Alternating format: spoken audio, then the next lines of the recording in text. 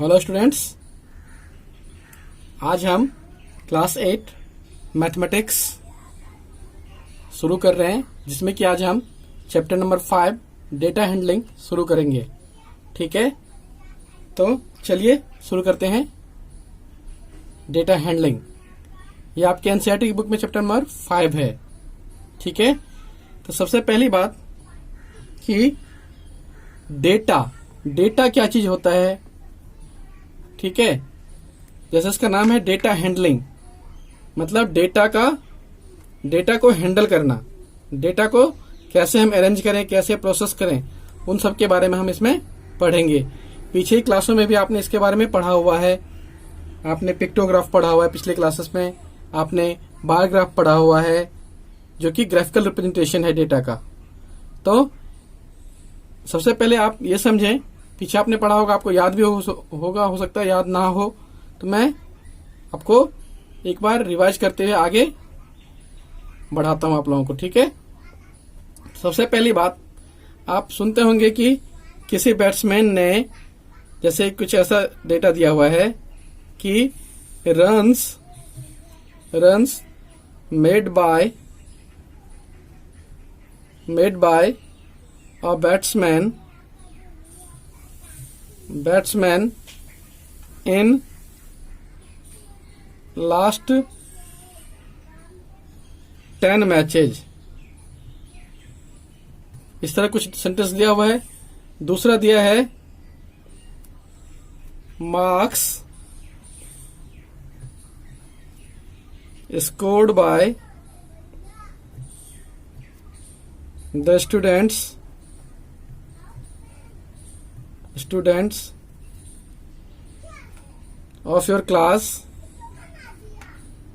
of your class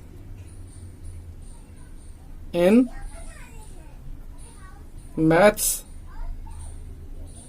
unit test. आपकी class में बच्चों बहुत सारे बच्चे होंगे। हर बच्चों का, जैसे मान लो मैथ का पेपर हुआ, मैथ का यूनिट टेस्ट हुआ, उसमें हर बच्चों का मार्क्स अलग अलग आया है।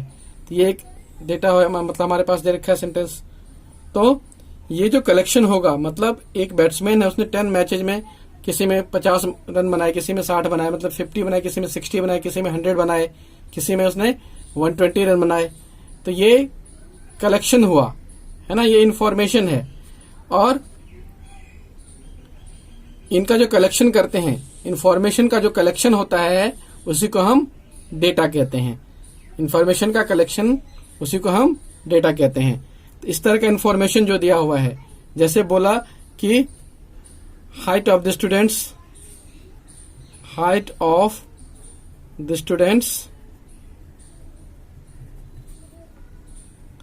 इन अ क्लास, किसी क्लास में स्टूडेंट्स हैं, उनकी हाइट क्या है, उनका कलेक्शन। ठीक है, तो ये सब इस तरह का सेंटेंस, इंफॉर्मेशन जो है, ये सेंटेंस जो है एक इंफॉर्मेटिव सेंटेंस है, इसमें एक इंफॉर्मेशन है। ठीक है, तो इन्हीं इंफॉर्मेशन का कलेक्शन डेटा कहलाता है।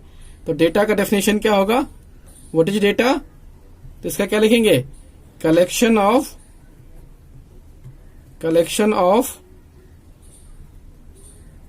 Information is called data. ठीक है, इंफॉर्मेशन के कलेक्शन को हम डेटा कहते हैं। ठीक है, ओके। आपने पिछली क्लासेस में ग्राफिकल रिप्रेजेंटेशन देखा था, तो सबसे पहले ग्राफिकल रिप्रेजेंटेशन ऑफ डेटा के बारे में देखते हैं। ठीक है, पहला है हमारा ग्राफिकल रिप्रेजेंटेशन ऑफ डेटा, मतलब ग्राफ के फॉर्म में डेटा को रिप्रेजेंट करना। हमने अभी पढ़ा कि डेटा क्या होता है, उसके बाद डेटा को हम कैसे रिप्रेजेंट कर सकते हैं। तो उसमें सबसे पहले है हमारा ग्राफिकल रिप्रेजेंटेशन। ठीक है, तो सबसे पहला है इसमें पिक्टोग्राफ। क्या है, पिक्टोग्राफ। पिक्टोग्राफ मतलब जो हमारा डेटा है उसको हम पिक्चर के फॉर्मेट में शो करते हैं। ठीक है, तो इसको क्या बोलेंगे, इसको बोलते हैं pictorial, pictorial representation, representation of data using symbols. मतलब सिंबल्स का यूज करके पिक्चर के फॉर्म में अपने डेटा को शो करते हैं। जैसे कोई कंपनी है या कोई दुकान है, वो कार बेचती है, कोई कार की दुकान है, मारुति का शोरूम है या होंडा का शोरूम है, किसी का भी शोरूम है, ठीक है, उसने एक कार बेचने का काम है उसका। तो किसी एक महीने में कितने कार बिके, ठीक है, उसको रिप्रेजेंट करने के लिए उसने क्या किया, पिक्टोग्राफ से रिप्रेजेंट करने के लिए उसने कार सिंबल का इस्तेमाल किया। ठीक है, जैसे जुलाई में, जुलाई हो गया एक हो गया हमारा अगस्त, ये देखो बच्चों अगस्त, ऐसे ही सितंबर, ठीक है, इन सब महीनों में अलग अलग नंबर ऑफ कार बिके होंगे। ठीक है, जैसे जुलाई में 250 कार बिके, जून अगस्त में 300 और सितंबर में मान लो 100। ठीक है, इसको हमें पिक्टोग्राफ से बताना है। तो पिक्टोग्राफ से जब हम इसको बताएंगे तो हम जैसे कार बिक रहा है तो हम कार का एक सिंबल बना लेते हैं। हमने कुछ ऐसा सिंबल बना लिया कार का। ठीक है, ठीक है, ये हमारा बन गया कार। ठीक है, कार जो हमने बनाया तो हम और एक एक करके कार रिप्रेजेंट करेंगे तो 250 कार्स बनाने पड़ेगा। तो इसको हम क्या करते हैं, एक ग्रुपिंग कर लेते हैं। ठीक है, तो जैसे हमने यहां ले लिया कि 100 कार्स को रिप्रेजेंट करने के लिए हम 1 कार शो करेंगे, 1 कार का पिक्चर। एक कार के पिक्चर से अगर हम एक कार का पिक्चर बनाते हैं यानी कि वो 100 कार को शो करता है। अगर यहाँ पे हमारा 250 कार बताना है तो हमने 2.5 कार का फोटो बनाना है। जैसे हमने 2 बना लिया, छोटा बना देता हूं मैं यहाँ पे फोटो। ठीक है, ठीक है, ये हमारा हो गया दूसरा कार। और इसी तरह से हम एक और हाफ कार बना लेंगे। ठीक है, ये हो गया 250 कार के लिए, है ना, क्योंकि एक कार कितने कार को शो कर रहा है, 100 कार्स के लिए हमने 1 कार पिक्टोग्राफ बनाया, 1 कार का पिक्चर बनाया है। ठीक है, तो इस तरह का एक रिप्रेजेंटेशन होता है जिसको बोलते हैं पिक्टोग्राफ। ठीक है, पिक्टोग्राफ। अगला क्या है, अच्छा अगला समझने से पहले एक चीज और देखो। अगर हम पिक्टोग्राफ से सिंपल पिक्चर देख के बता सकते हैं कि कितना कार बिका है, हमें पता है एक पिक्चर शो कर रहा है हमारा 100 कार्स को, तो इस तरह से हम बता सकते हैं कि जुलाई में कितना बिका, अगस्त में कितना बिका, पिक्चर के बेस पे। ठीक है, आगे नेक्स्ट है हमारा बार ग्राफ। क्या है सेकेंड नंबर, बार ग्राफ।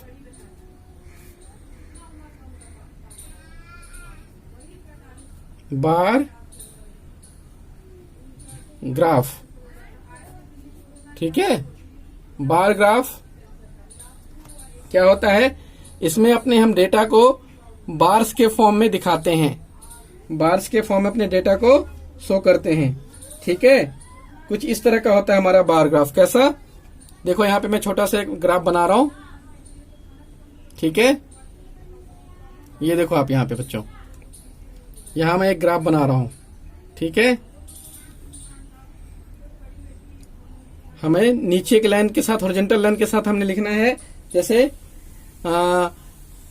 जैसे स्कूल में बच्चे पढ़ते हैं एकेडमिक ईयर जिसको बोला जाता है, जैसे अभी एकेडमिक ईयर कौन सा चल रहा है, 2020 से लेकर 2021 तक। ठीक है, तो नीचे हम लिखते हैं एकेडमिक ईयर, एकेडमिक ईयर। ठीक है, और ऊपर लिखते हैं हम number of students in class, इधर लिखते हैं number of students in class. ठीक है, इस साइड पे वर्टिकल लाइन पे हम नंबर ऑफ स्टूडेंट्स क्लास में जितने हैं वो प्रेजेंट करेंगे, और इधर एकेडमिक ईयर प्रेजेंट कर रहे हैं। ठीक है, तो जैसे 2003-4 ले लो या कुछ भी ले लो वैल्यू, 2010-11 ले लेते हैं यहाँ पे। ठीक है, तो 10-11 का हमारा मान लो हम यहाँ पे 50-50 का इंटरवल लेते हैं, 50, 100, 150, 200। ठीक है, तो 2010-11 में हमारा 50 स्टूडेंट्स था। ठीक है, फिर हमारा 11-12 में, किसमें 11-12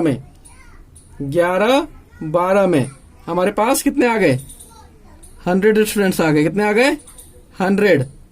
ठीक है, तो इसी तरह से 11-12 के बाद हमने 12-13 ले लिया, 12-13, तो 12-13 में हमारे पास 150 आ गए मान लो। ठीक है, 150 आ गए। तो इस तरह से जब हम बार्स के फॉर्म में शो करते हैं डेटा को, तो उसको कहा जाता है बार ग्राफ। ठीक है, उसको हम बार ग्राफ कहते हैं। ठीक है, हाँ, अच्छा, ये जो बार्स होती हैं उनकी कुछ प्रॉपर्टी होती हैं, है ना। क्या है प्रॉपर्टी, कि बार्स का विड्थ जो होता है वो यूनिफॉर्म होता है। ये नहीं कि ये पतला बना दिया, ये मोटा बना दिया, ये फिर दोनों के बीच के बराबर का है उसका बना दिया, एक मोटा एक पतला, इस तरह से हम नहीं बनाएंगे। इसकी जो विड्थ होगी, ये जो विड्थ कहलाती है, इसको बोलते हैं हम विड्थ। क्या बोलते हैं, विड्थ। और ये कैसी होनी चाहिए, यूनिफॉर्म। कैसी होनी चाहिए, यूनिफॉर्म, मतलब सभी के लिए विड्थ इक्वल ही होना चाहिए। जितना यहाँ पे है उतना ही यहाँ होना चाहिए, उतना ही यहाँ होना चाहिए। सभी विड्थ इक्वल, यूनिफॉर्म विड्थ। ठीक है, अच्छा, इनका जो हाइट है, हाइट भी प्रोपोर्शनल में, ये 50 अगर इतना शो कर रहे तो उसका डबल लगना चाहिए 100 वाला। ठीक है, ऐसे ही 150 शो करें तो 150 लगना चाहिए वो। ठीक है, ये नहीं कि छोटा बड़ा हो रहा है, इसलिए हम नॉर्मली ग्राफ पेपर का इस्तेमाल करते हैं इसके लिए। ठीक है, ग्राफ पेपर पे हम ना शो करते हैं, ग्राफ पेपर पे डेटा को शो किया जाता है। ठीक है, तो बार ग्राफ में क्या देखा आपने, कि हम बार्स का इस्तेमाल करते हैं। जो बार्स होती है हमारी, उनका विड्थ क्या होना चाहिए, यूनिफॉर्म होना चाहिए, और हाइट जो है बार्स की वो एक प्रोपोर्शन में होना चाहिए। ठीक है, जिस प्रोपोर्शन में हमारा डेटा है उसी प्रोपोर्शन में उसकी हाइट भी हो। ठीक है, आगे हमारा थर्ड क्या है, इसमें थर्ड है हमारा double bar graph. Double bar graph third था हमारा, डबल बार ग्राफ, है ना। तो ये डबल बार ग्राफ क्या होता है, ठीक है, इसमें क्या करते हैं हम, ये भी हमारा बार ग्राफ ही है। इसमें दो बार ग्राफ को एक साथ हम शो करते हैं, दो बार ग्राफ को एक साथ शो करते हैं। ये डबल बार ग्राफ कब यूज होता है, जब हमारा सेम डेटा को 2 साल में या 3 साल में इस तरह से कंपेरिजन करना हो कि पिछले साल के मुकाबले इस साल क्या परफॉर्मेंस रहा, कैसा रहा, अच्छा रहा, बुरा रहा, है ना। एक ही स्टूडेंट्स का अगर हम कंपेयर करें, या फिर अलग अलग स्टूडेंट्स का मार्क्स कंपेयर करें, या फिर अलग अलग सब्जेक्ट्स में, ठीक है, जो नंबर ऑफ स्टूडेंट्स से मार्क्स हैं बच्चों के, वो पिछले साल अच्छे आए थे या इस साल अच्छे आए हैं। ठीक है, इस तरह के डेटा को शो करने के लिए हम डबल बार ग्राफ का इस्तेमाल करते हैं। तो यहाँ क्या लिखेंगे डबल बार ग्राफ के बारे में, कि a bar graph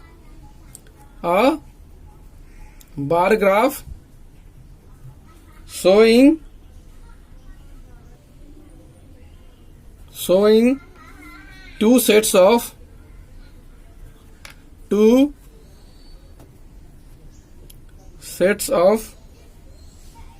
data simultaneously मतलब एक साथ, simultaneously मीन्स एक साथ। जब हम दो डेटा को एक साथ शो करते हैं उसको कहा जाता है डबल बार ग्राफ। ये कहाँ यूजफुल होता है, in comparison of data, used in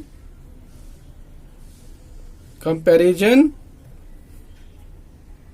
of the data, data के कंपैरिजन में इसका इस्तेमाल किया जाता है। ठीक है, जैसे आपकी एनसीईआरटी की बुक में एक ग्राफ दे रखा है, क्या एक ग्राफ दे रखा है, ये इस तरह का कुछ ग्राफ है। ठीक है, इधर है आपका सब्जेक्ट्स है, ठीक, और इधर है आपका marks obtained by a student, marks obtained by a students, marks obtained by a student. ठीक है, तो यहां हम पहले लिखते हैं, जैसे यहां सब्जेक्ट है हमारा मैथ्स, फिर यहां लिखा हमने साइंस, ठीक है, फिर सोशल साइंस, इंग्लिश। ठीक है, इस तरह से हमारा हमने 4 सब्जेक्ट ले लिया और यहां पे हमने मार्क्स शो कर दिया 10, 20, 30, 40, 50, 60, है ना, ठीक है, 70, इस तरह से मार्क्स हमने शो कर दिया। ठीक है, तो कोई स्टूडेंट है, मान लो उसका नाम है क्या, उसका नाम है आदित्य,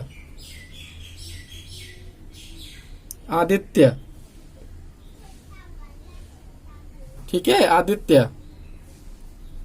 अब आदित्य के मार्क्स आए एक बार 2005-06 में, 2 डेटा शो कर रहे हैं हम साइमल्टेनियसली, तो मान लो 2005-06 एक डेटा ले लिया या 2010-11 में मान लिया, 10-11 में आदित्य के मार्क्स आए, ये है 10, 20, 30 और ये 40, 50, 60 और ये 70। 2010 में 10-11 के सेशन में मार्क्स आए आपके 50, है ना, 50, ठीक है, और उसके बाद 11-12 में मार्क्स आए कितने, 60 मैथ्स में।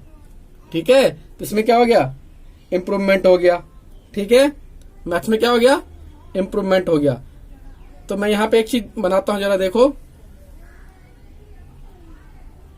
ठीक है, यहां देखो, यहां मैं रिप्रेजेंट कर रहा हूं, जैसे 5-6 के लिए है ये, और ये है 6-7 के लिए, या 10-11 बोल दो, 11-12 तो कोई भी डेटा लो, हमने 5-6 ले लिया, मान लो हमने ले लिया पहला वाला जो हमारा इस तरह का है डिजाइन, वो हमारा है ये इस वाला, इस तरह का डिजाइन वाला, ये हमारा 2005-2006 का डेटा, और हमने एक डिजाइन ले लिया इस तरह का डबल क्रॉस वाला, ये डेटा है हमारा 2006 और 7 का, 2006-2007 का डेटा है। ठीक है, तो मैथ्स में 2005-06 में 50 मार्क्स आए, 6-7 में आ गए 60। ऐसे ही साइंस में मान लो पिछली बार आए 70 मार्क्स, ठीक है, 70 मार्क्स, ठीक है, और अगली बार आ गए कितने, अगली बार आ गए 60 मार्क्स, कितने आ गए, 60 मार्क्स। ठीक है, तो साइंस में परफॉर्मेंस कैसी हो गई, खराब हो गई, मैथ्स में अच्छी हुई, साइंस में खराब हो गई। लेकिन करना क्या आपको, सभी में अच्छा लाना है। ठीक है, सभी में अच्छा लाना है। उसके बाद सोशल साइंस में क्या हुआ, सोशल साइंस में कुछ भी इंप्रूवमेंट नहीं हुआ, सोशल साइंस में बराबर ही रह गया 60-60। ठीक है, सोशल साइंस में आपका बराबर ही रह गया दोनों में। ठीक है, ये हमारा आ गया 5-6 वाला, और ये आ गया हमारा 6-7 वाला। ठीक है, इसी तरह से इंग्लिश में मान लो, इंग्लिश में आपके 50 मार्क्स आए थे, ये रहा 50 का सिंबल, ये इसमें वो होना चाहिए, यूनिफॉर्मिटी होनी चाहिए, नहीं कि एक छोटा एक बड़ा आ रहा है। ठीक है, मतलब रेशियो जो प्रोपोर्शन जो है हमारा वो लगना चाहिए कि हाँ सही बन रहा है।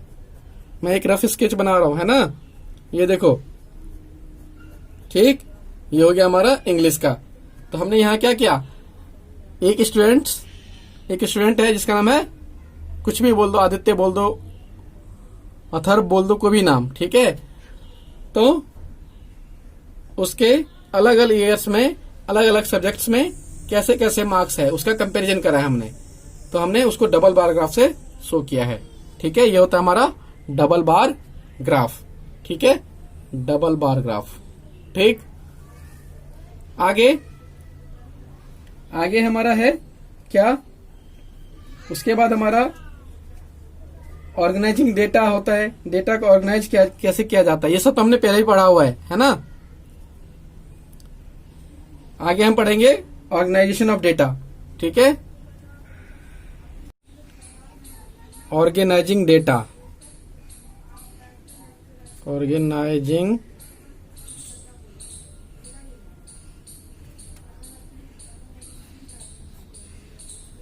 डेटा। ठीक है, तो हमारा जो डेटा होता है वो रैंडम होता है, ऑर्गेनाइज नहीं होता है ना। तो उसी को हम एक तरीके से, तरतीब से, तरीके से जब लिखते हैं तो उसी को ही बोला जाता है ऑर्गेनाइजेशन ऑफ डेटा या ऑर्गेनाइजिंग डेटा। ठीक है, available data available to us is in unorganized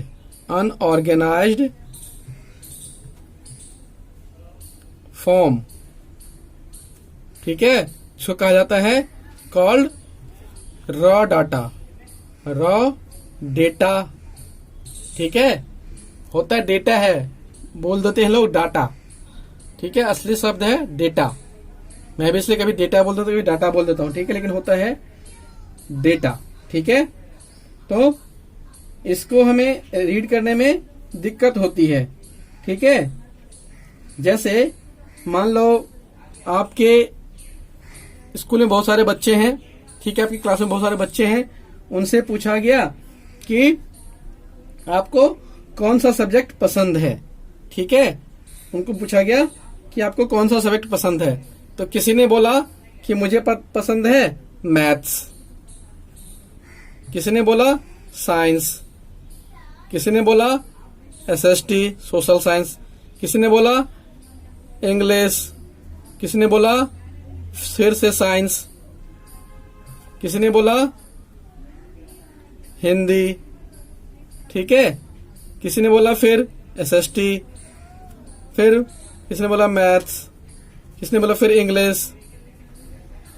ठीक है, किसी ने फिर बोला कि फिर से किसी ने बोला कि हिंदी। ठीक है, फिर किसी ने बोला साइंस। ठीक है, फिर बोला मैथ्स, फिर किसी ने बोला एसएसटी। ठीक है, इन सब सब्जेक्ट में से बच्चों ने ये सब नाम बताए। अब आपको पूछेगा कोई कि बताओ मैथ्स कितने बच्चों को पसंद है, तो ऐसे देखने में आपको आसान नहीं होगा, ऐसे देख के बताना आसान नहीं होगा। तो इस तरह का जो हमारा डेटा होता है ये एक मैनर में अरेंज नहीं है। इसी तरह के डेटा को बोला जाता है अनऑर्गेनाइज्ड डेटा या फिर रॉ डेटा। ठीक है, इसी को हम जब एक तरीके से लिखते हैं, टेबल बना के लिखते हैं, तो इस तरह के डेटा को हम कहते हैं फिर ऑर्गेनाइज्ड डेटा, और इसी प्रोसेस को कहा जाता है ऑर्गेनाइजेशन ऑफ डेटा। ठीक है, तो एक हम टेबल के फॉर्म में जब इसको शो करेंगे, ठीक है, उसमें टैली मार्क्स भी हम शो करते हैं। ठीक है, तो हम एक टेबल बना लेते हैं यहाँ पे इस डेटा को ऑर्गेनाइज करने के लिए। ठीक है, वो टेबल देखो जरा, यहाँ मैंने टेबल में क्या किया, हमारा एक तो सब्जेक्ट है, एक हमारा है सब्जेक्ट। ठीक है, और क्या है सब्जेक्ट के बाद, दूसरा सब्जेक्ट के अलावा एक होगा नंबर ऑफ स्टूडेंट्स और एक होगा टैली मार्क्स। एक है हमारा टैली मार्क्स, ठीक है, और एक है नंबर ऑफ स्टूडेंट। ठीक है, ये हो गया सब्जेक्ट, ये हो गया टैली मार्क्स और एक हो गया नंबर ऑफ स्टूडेंट। 3 कॉलम बन गए। ठीक है, ये हमने एक टेबल बना लिया है। ठीक, यहां पे, ठीक है, ठीक है, इसमें देखो पहला सब्जेक्ट क्या था, मैथ्स, मैथ्स, ठीक है। मैथ्स कितने बच्चों ने बोला फेवरेट सब्जेक्ट में?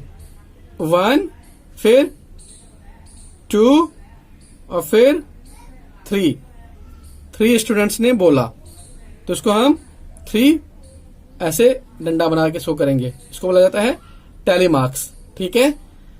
उसके बाद बोला किसी ने, दूसरा सब्जेक्ट हमारा साइंस, साइंस कितनों ने बोला? 1, 2, ठीक है, और ये 3, तो साइंस भी कितना है? 3, तो 1, 2, 3, ये बना दिया हमने 3, ठीक है। आगे अगला सब्जेक्ट क्या है हमारा?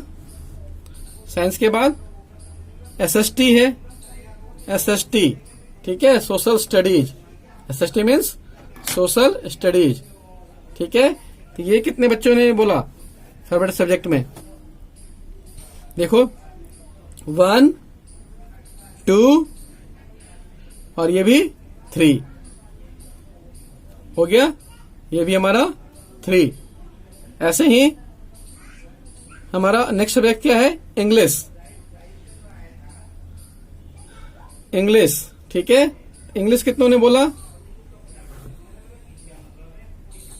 इंग्लिश 1 और ये 2 स्टूडेंट्स ने इंग्लिश बोला, 2। और हिंदी, ठीक है, हिंदी कितनों ने बोला? हिंदी फेवरेट सब्जेक्ट कितने बच्चों ने बताया? यहां देखो, हिंदी 1 और ये हिंदी 2, हिंदी भी 2 बच्चों ने अपना फेवरेट सब्जेक्ट बताया। तो ये हमारा एक टेबल में बन गया, और हम इस टेबल को देख के आसानी से बता सकते हैं कि साइंस कितने बच्चों का फेवरेट सब्जेक्ट है, एसएसटी कितने बच्चों का फेवरेट सब्जेक्ट है, हिंदी कितने बच्चों का फेवरेट सब्जेक्ट है, ठीक है। तो टैली मार्क्स हमें इस चीज में हेल्प करता है, ठीक है। या फिर टैली मार्क्स या फिर टेबल, बेसिकली टेबल में हेल्प करता है। टेबल बना लेंगे हम उसका, उस डेटा को हमने क्या किया, जो हमारे पास रॉ डेटा था ये वाला, इसको हमने एक टेबुलर फॉर्म में ऑर्गेनाइज कर लिया। इसको कहा जाता है ऑर्गेनाइजेशन ऑफ डेटा, ठीक है, ठीक है। अब जो सब्जेक्ट मान लो जैसे मैथ्स है, मैथ्स कितने बच्चों ने पसंद किया है? फेवरेट सब्जेक्ट कितने बच्चों का है? वो 3 बच्चों का मैथ्स फेवरेट सब्जेक्ट है, ठीक है। तो इसको जो कितनी बार कितने बच्चों ने मैथ्स बताया? वो 3 बच्चों ने बताया, तो 3 मैथ्स की क्या कहलाएगी? फ्रीक्वेंसी। मैथ्स की फ्रीक्वेंसी कितनी? फेवरेट सब्जेक्ट कितने लोगों की है? 3 बच्चों की है, तो 3 जो है मैथ सब्जेक्ट का फ्रीक्वेंसी है, ठीक है। अगला एक वर्ड टर्म आता है हमारा फ्रीक्वेंसी, इस टेबल में फ्रीक्वेंसी, ठीक है। फ्रीक्वेंसी क्या होता है?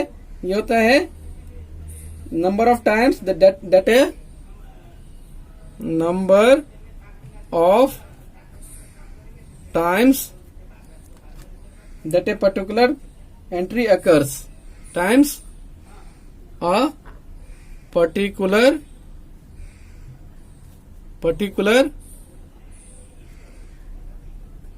entry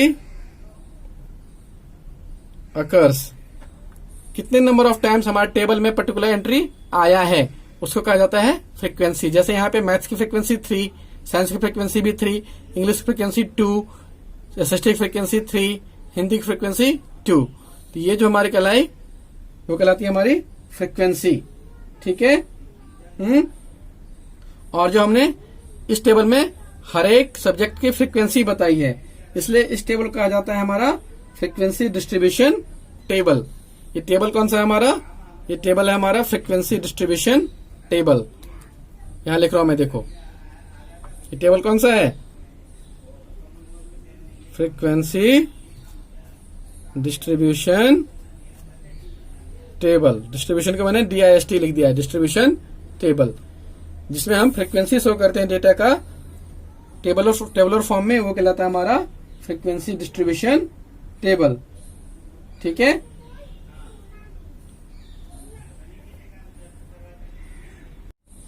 और आगे बच्चों, अभी इसमें बहुत सारा कंसेप्ट और भी बचा हुआ है।